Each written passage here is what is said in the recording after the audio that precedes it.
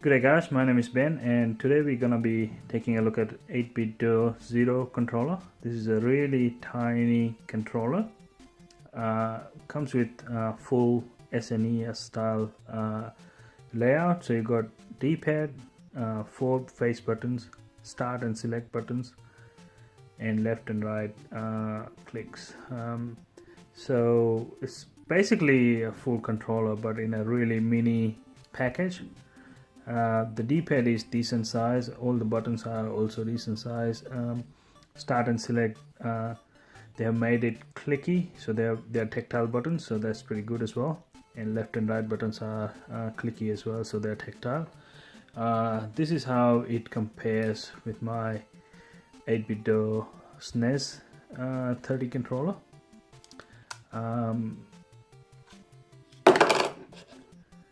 This is what the size is against the SNES 30 controller.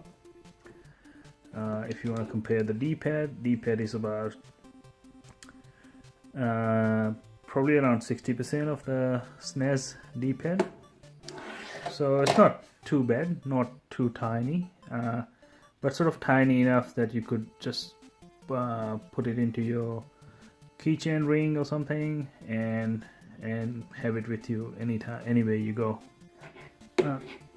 For some reason they chose to map the button in other way. So on a standard NES controller you got AB in this direction, whereas in this one you got AB name on the other direction. I mean, it doesn't matter with RetroPie, you can map it however you want it. Just a little bit of annoyance if you're used to the Nintendo style. I'm gonna be testing this with Raspberry Pi, RetroPie obviously. So without further ado, let's do some quick test and then I'll give my verdict on the controller. So just as usual, I'm gonna try and play a game from NES. And so Adventure Islands 2, it's a good game. I don't have sound on this little thing that I've made. It's just got a screen and Raspberry Pi 3 and it's basically it. So press start button.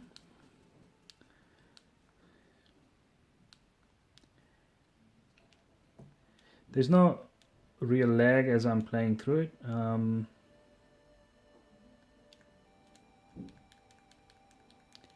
Yep, the buttons feels very responsive.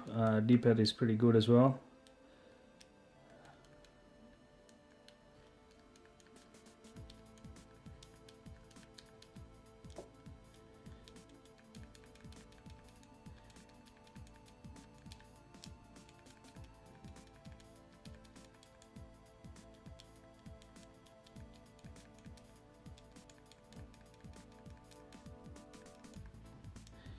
Yep, so on a NES it works perfectly. So if you press select and start, we get out of here and try a SNES game. If I can find it quickly, so Super NES, and I'm gonna play Aladdin on it. I know that Aladdin makes use of the left and right trigger shoulder buttons, so just to test that. If the game boots up,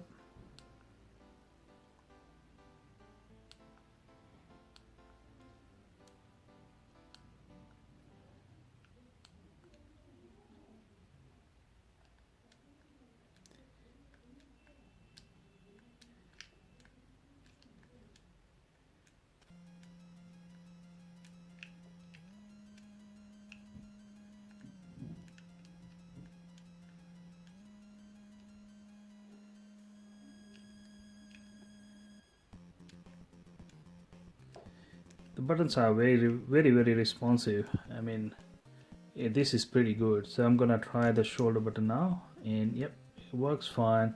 Feels a little bit tiny to press, but otherwise it's actually very responsive.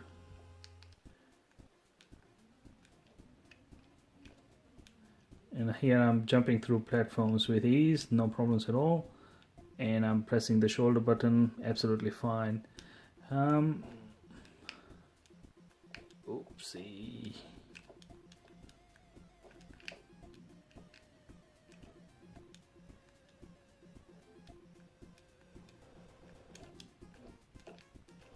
Okay, so let's try something. Yep, all right. So SNES works perfectly with the shoulder buttons, no problems at all. So that's a really quick test on the games. This controller, it feels really decent. It doesn't look like a cheap controller at all. It's actually much better than a lot of Chinese stuff. I managed to buy it for about $5 US, and I've seen it going around between 5 and 10 US, and I think if you can score it for less than $8, this is absolutely a steal. You can keep it anywhere, like in your pocket or something, or with your key in your keychain with other keys. You put it in your backpack. You're not even gonna notice the weight of it at all. Charge up via micro USB. I have done a test, and when you plug in a micro USB and try and connect to Raspberry Pi, it doesn't work as a wired controller, so it has to be a Bluetooth controller.